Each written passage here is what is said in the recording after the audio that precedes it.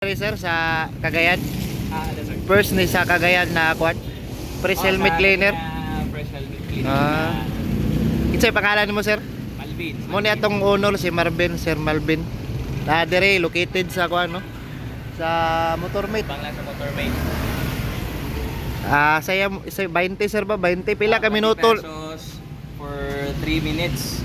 So ang ginabuhatan na sanitize siya, same time na disinfectant, then i-fog, then i-deodorize mo na siya. So dito mabala ka kay dili siya basa, hot air ang atong drying niya. So pag kuha mo sa na helmet, as is kaya po siya.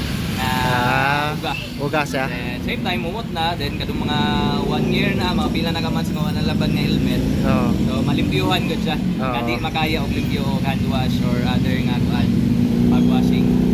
Sige sir, So, sir. may na ganito dani nga to. Muna lang kuan no.